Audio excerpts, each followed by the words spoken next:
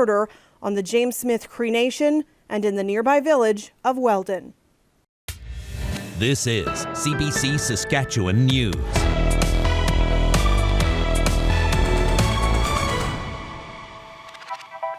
It is Wednesday, September 7th, and the CBC Saskatchewan News starts right now.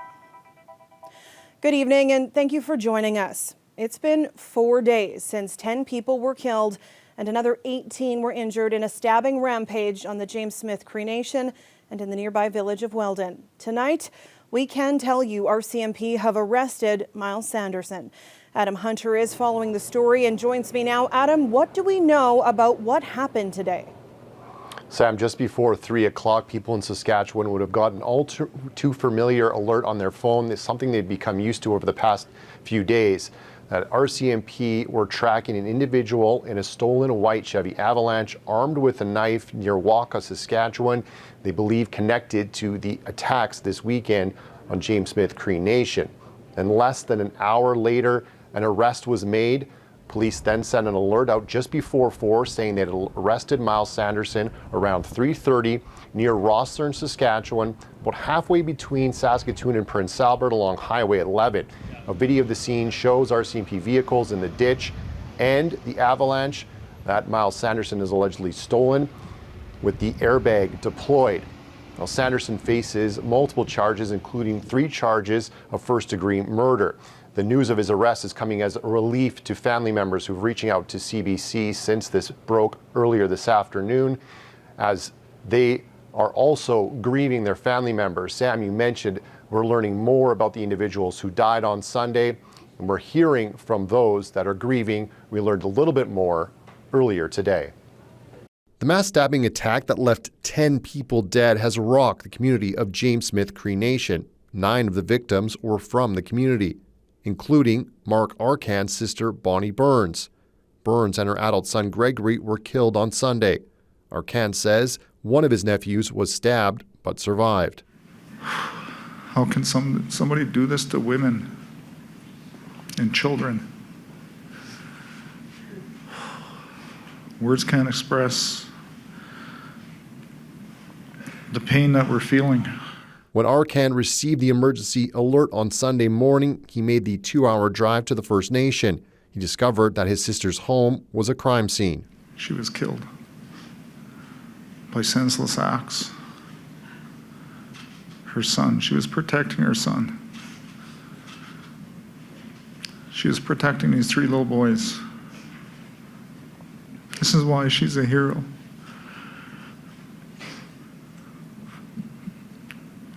She's a true matriarch of the First Nations way of living, which is our women take care of our homes. On Wednesday morning, the coroner service and RCMP released all of the names of the victims. 9 of the 10 are from the James Smith Cree Nation. They range in age from 23 to 78 years old. And Sam, we have an update from the Saskatchewan Health Authority today about those who were injured in the attacks. 2 are in critical condition in hospital, 8 are in stable condition, 7 people have been discharged. A lot of relief, I imagine, tonight, but this is not over, Adam. What's next? Yeah, still lots more of information to come tonight. We just found out the RCMP will be holding a news conference at 7:30 tonight. Watch our website for updates. We can also tell you that there are vigils planned in Prince Albert, Saskatoon, and Regina this evening, organized by First Nations University of Canada. Those start at 7 o'clock. Thanks for this, Adam. Adam Hunter live in Regina tonight. The parents of Myles Sanderson spoke to CBC News this afternoon before he was arrested. In that interview, they urged Myles to turn himself in peacefully, a message they hoped would reach their son. They say they have not had contact with him. The parents did not want to be named, but they did want to apologize to survivors and families of the victims, and a warning, this is hard to hear. I want to apologize to all the people that were affected, the whole community of James Smith and surrounding areas. I'd like to give all my sincere apologies to the families that my son has hurt. From my bottom of my heart, I mean it. I'm so sorry. I don't know what else to say, what to do. But I do apologize. Please try forgive. I know you can't right now, but please, I'm very sorry, honestly. We learned more about some of the victims today from Mark Arcand and his family. He also talked about how traumatizing this has been and his hope for healing. Kendall Latimer reports. Mark Arcand's phone buzzed with emergency alerts Sunday morning. Then he got the call that his sister and nephew had been attacked on the James Smith Cree Nation. Driving to the community that day was the longest 2 hours of my life, not knowing what to expect. In the back of my mind, I thought about my family. What are they thinking? Hope they're holding each other. Arcand went to his sister's home and saw the unthinkable. The bodies of his sister, Bonnie Goodvoice Burns, and his nephew, Gregory Burns, were still outside. My first reaction when I got there was to go see my sister and my nephew. And touch her and hold her.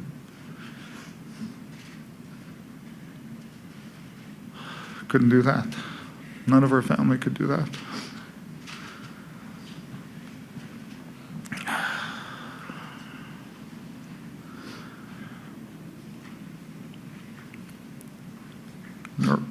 Right outside of her home, she was killed. Arcand says she died protecting her children. 3 of her young boys hid in their home during the attack. Arcand, who's been sober for 20 years, says it's all incredibly traumatizing. That day I wanted to turn to alcohol.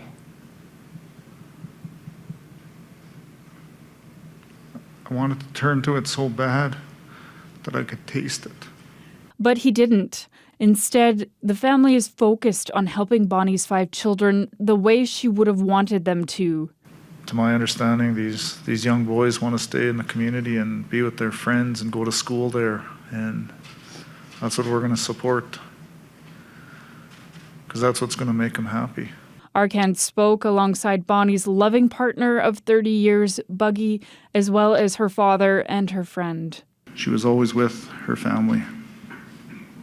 She was the caretaker of her home. They had a beautiful home. And that's what we want people to remember her as. She's not a victim. She's a hero. The family wants to take Bonnie's caring nature forward. They're leaning on each other to work through the trauma with culture, stories, hugs, and laughter. They've also started a GoFundMe campaign, raising money to support her 5 children, including 2 foster children whose lives have been ripped apart. Kendall Latimer, CBC News, Saskatoon. This story has deeply affected so many communities. Please reach out if you need help. Hope for Wellness Helpline provides nationwide support 24/7 for Indigenous peoples. The number is 1-855-242-3310. The federal government is promising a review of why Myles Sanderson was released from prison and his supervision in the community. Sanderson has been unlawfully at large since May. Parole board documents show Sanderson has a history of drug use and violence.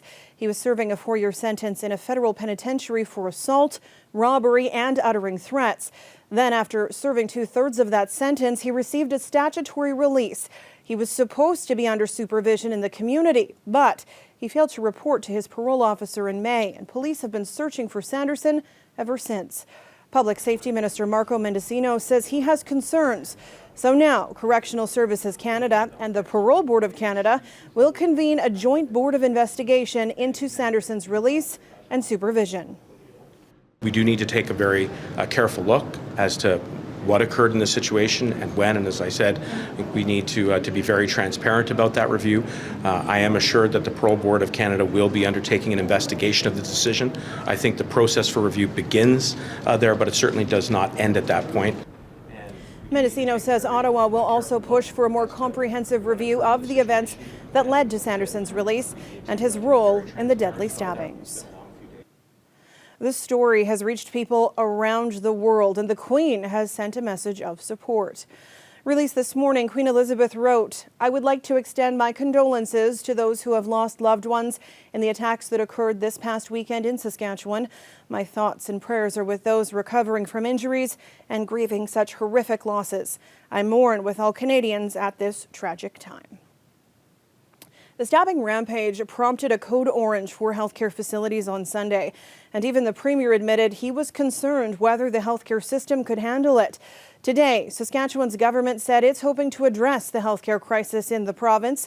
It unveiled a plan to hire and retain more healthcare professionals earlier today. Brian Enius has more. What we heard consistently, as Minister Henley pointed out, we need more staff, we need more people. Healthcare professionals, some overworked and burnt out due to COVID-19 and other strains, may soon get some support. The provincial government announced it would recruit 1,000 people to fill vacancies here. It's not adding jobs, just trying to fix a serious shortage. We can't fix this problem in 3 months. This is an ongoing problem that we've had within our human resource strategy that we need to be able to develop programs that will fix some of the things right now, but also fix long term. Its plan has 26 initiatives. They include recruiting healthcare professionals from abroad and hiring more immigrants to Saskatchewan who already have training in healthcare. The government says some part-time and temporary positions would be changed to full-time jobs. And the Ministry of Health will work with the Ministry of Advanced Education to get graduates into jobs faster. But nurses in Saskatchewan say the province's plan isn't enough. The Saskatchewan Union of Nurses says it wasn't consulted in the government's plan for recruitment and retention. There's nothing here to talk about, nursing leadership or fostering nursing leadership in the workplace. There's nothing here to address the mental health issues. So this is a plan that unfortunately is going to do nothing to retain registered nurses in the immediate in this province.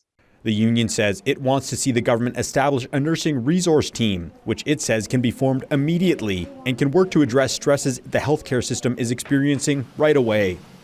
The NDP says this plan, if successful, would still only fill 2/3 of the vacancies in the province.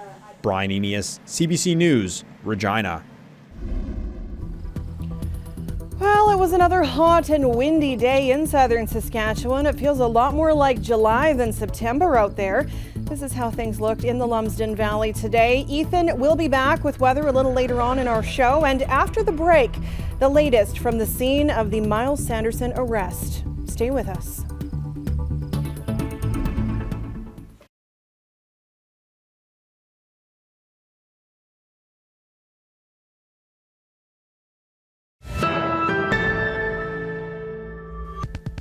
Welcome back. 4 days ago, 10 people were killed and another 18 were injured in a stabbing rampage on the James Smith Cree Nation and in the nearby village of Weldon. Today, RCMP officially have their suspect, Myles Sanderson. He was arrested this afternoon. CBC reporter Olivia Stefanovich joins us now from the scene of the arrest near Rosthern. Olivia, what is happening now? Well, Sam, this is where the tense manhunt for Myles Sanderson has come to an end, finally. You can see just behind me the white pickup truck that he stole from Waka, Saskatchewan, just in the ditch there with its doors open and inside an airbag deployed. This is where the search has come to an end, where police arrested Myles Sanderson and he was brought to hospital for treatment of his injuries. Now you can see the doors of that vehicle are still open and many police officers are on the scene. There are about a dozen RCMP vehicles, Sam, still here just south of Rosthern. I want to show you the rest of the scene. There's a lot of reporters here, of course, and vehicles who are being stopped by police just at the intersection there, and there's a detour on the back roads just around this area, around the crime scene. It is getting quite smoky here, but officers are still on the scene here. This is still an active crime scene. Not a lot has happened since I've been here over the past hour, but they are still looking at what's happened here, trying to piece together what exactly happened, and everyone is really breathing a sigh of relief, Sam, that finally Myles Sanderson has been located and arrested. Olivia, it's been a pretty dramatic afternoon in Saskatchewan. That first alert coming out around 3 o'clock saying they had a suspect that may be related to that dangerous person's alert, and then to hear that he's been arrested. What have we learned? Well, it's been scary over the last few days since Sunday, since that first emergency alert came to people's phones. And, since then, Sam, people in Saskatchewan, of course, have been receiving these alerts on their phones every single day throughout the day. And so what we learned today is that a suspect was, who may have been Myles Sanderson, was spotted in Waka, Saskatchewan, just east of where I'm standing now, just south of Rossthorn, and he stole a white pickup truck. And all we knew was that there was a suspect with a knife, and it wasn't clear which direction he was going in. I can tell you when we started going towards the scene, there was a large police presence, some RCMP vehicles speeding down the highway to get to where the suspect may be, to locate him. And it appears that he went west, and there was a chase that ensued. And it may be a little bit difficult to see, but there are some skid marks actually on the road there where the vehicle ended up in the ditch. And police officers arrested Myles Sanderson alive, and he's been transported to hospital for treatment of his injuries. And finally, this manhunt has come to an end. All right, thanks for this, Olivia. CBC reporter Olivia Stefanovic live tonight near Rossthorn. That's where RCMP arrested Myles Sanderson around 3:30 this afternoon. We'll be back after the break.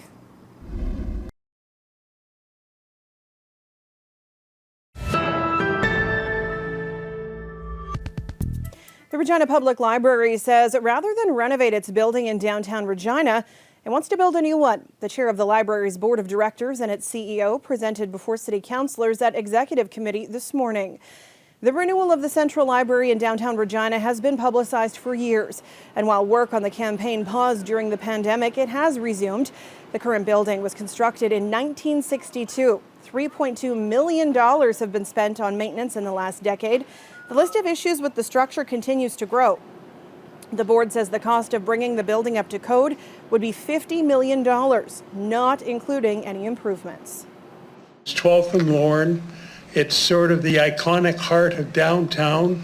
It will look over the City Plaza, Victoria Park. It's a site where the first Regina Library building was constructed in 1912. And there's been a library building on that site since. The new building would be on the same site and about 150,000 square feet, double the existing structure. A business case will be put before the board of directors at the public meeting on September 27th. Delegations also spoke today, some concerned about the historical and cultural value of the current building. If the board moves ahead with the proposal, there will be an international public procurement process for design. We've learned the general cost and size of the new building early next year. The Roughriders are back at it, preparing for the rematch against the Bombers this Saturday in Winnipeg. To begin prepping for Game 13 on their schedule, they rid themselves of a major distraction. Defensive lineman Garrett Marino has been just that all season, starting with a reckless hit on quarterback, which got him a 4-game suspension. Head coach Craig Dickinson says it wears you down constantly dealing with that. So yesterday, they released Marino. The blindside hit on Zach Caleros last Sunday was the last straw. Unnecessary probably, but that's how he's wired, That's how Garrett's wired. When he sees the other color, he hits it. And he doesn't know half the time if it's quarterback, running back, or lineman. He sees a jersey of a different color, he hits it. And that's why he's so darn good and disruptive, but it also is a dangerous way to play and eventually gets you in trouble. Receiver Duke Williams has also been a distraction with constant altercations with opposing players, but he remains with the team. Williams was the reason for a bench penalty against the Bombers, and he wasn't even playing. Dickinson says while Williams' antics are costly, they're not dangerous. This weather update is brought to you by Capital Ford Lincoln, making back to busy easy.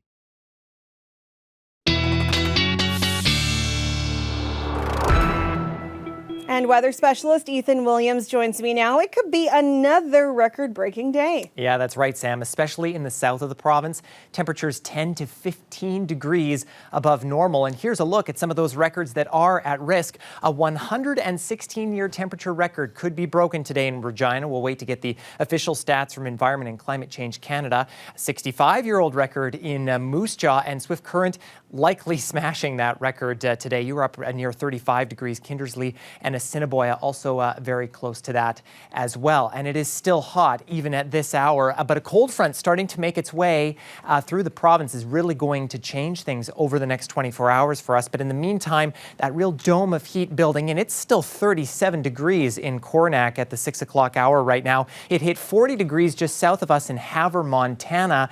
And unfortunately, that is sparking some wildfires in that area. And that southwest corner of the province very dry, and those fires could spark up very quickly. Now, forest fire smoke in BC, Alberta, and the Pacific Northwest still wafting our way, and that's going to increase our air quality health index.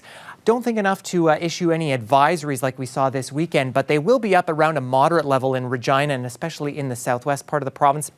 You saw it was also very smoky where Olivia was up near Rosturn as well. And for those of you who are going to be taking part in activities this evening, if you have any evening plans, keep in mind that in Regina and southern Saskatchewan, that moderate level means that for most people you won't notice too much of an effect. But if you have respiratory issues, you might want to rethink your plans. Now, the smoke is going to start to move out overnight tonight through the evening hours. And as we get into the early morning hours of tomorrow, we'll really see just kind of a thin film of it by the time we get to tomorrow morning and afternoon. And then finally through tomorrow and Friday, it looks like we do get a bit of a break. It looks like most of south and central not going to be seeing that, but the north maybe just a thin layer of it as well. Now, those wind gusts from the west helping to push that smoke in tonight and then out tomorrow. Quite gusty this afternoon, and those gusts will stick with us through the evening hours between 40 and 50 kilometers an hour, especially in southeastern Saskatchewan.